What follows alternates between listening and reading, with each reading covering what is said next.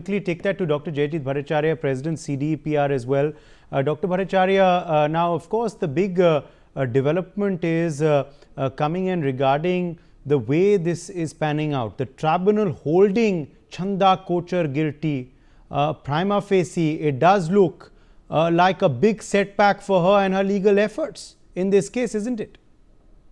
Absolutely, yes. I think if the tribunal has gone through the due process and has found out that Chanda Kochhar is guilty, then I believe then that's what the case would be.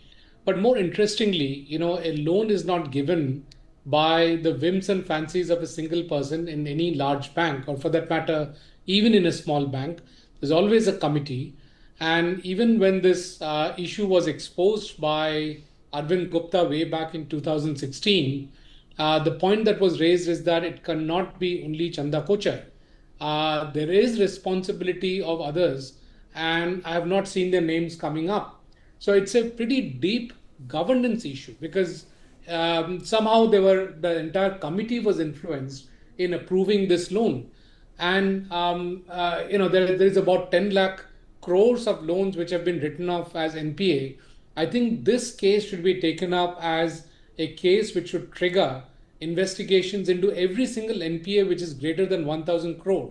Because clearly, as Sharad Kohli laid out, there was a quid pro quo, and that is exactly what was investigated by the tribunal.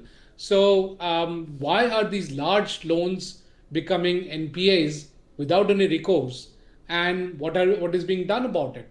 And how does an entire committee agree to such large loans being given, where clearly there is a quid pro quo, clearly there is an element of corruption, and therefore there is a very large governance question mark. ICICI Bank is one of the best banks in this country.